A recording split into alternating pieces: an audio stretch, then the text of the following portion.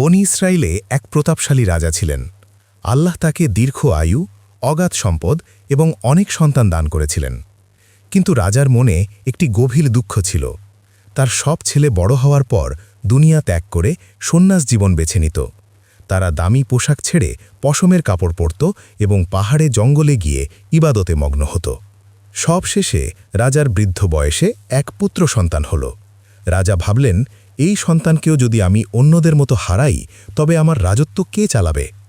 তাই তিনি তার ছেলের জন্য চারদিকে দেয়াল ঘেরা একটি বিশাল ও বিলাসবহুল প্রাসাদ তৈরি করলেন, যাতে বাইরের দুনিয়ার কোনো দুঃখ, কষ্ট বা বাস্তবতা তার ছেলের নজরে না আসে।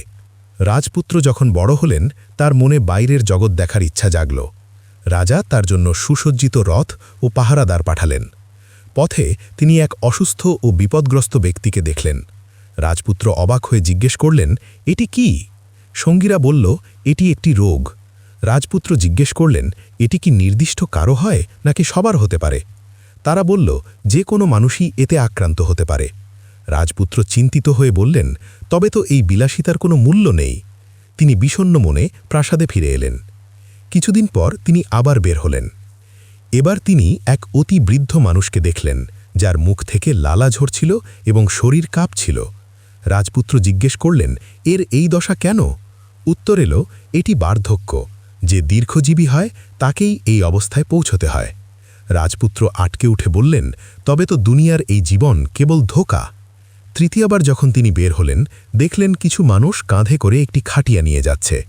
রাজপুত্র জিজ্ঞেস করলেন, এটি কি? সঙ্গীরা বলল, এটি মৃত্যু।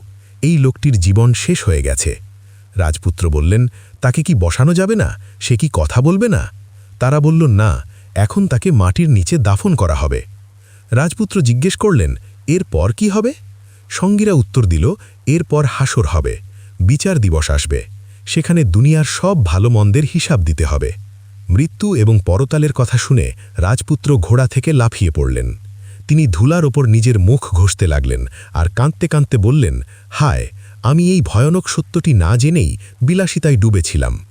তিনি প্রাসাদে ফিরে গিয়ে পিতাকে বললেন, আমি আর এই রাজপ্রাসাদে থাকব না। যেখানে হিসাব দিতে হবে সেখানে আমি বিলাসিতা করতে পারি না। রাজা অনেক চেষ্টা করেও তাকে ফেরাতে পারলেন না।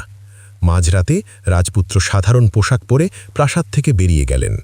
বের হওয়ার সময় তিনি আল্লাহর কাছে এই দোয়া করছিলেন, হে আল্লাহ, আমি দুনিয়ার মোহে পড়ে আমার জীবন নষ্ট করতে চাই না। আমি আপনার কাছে তওবা করছি। বিখ্যাত তাবী হযরত বকর বিন আবদুল্লাহ আল মুজানি রাহিমহুল্লাহ এই ঘটনাটি বর্ণনা করার পর বলেন, এই যুবকটি মাত্র একটি গুনাহ থেকে রক্ষা পেতে এভাবে তওবা করে বেরিয়ে গিয়েছিল।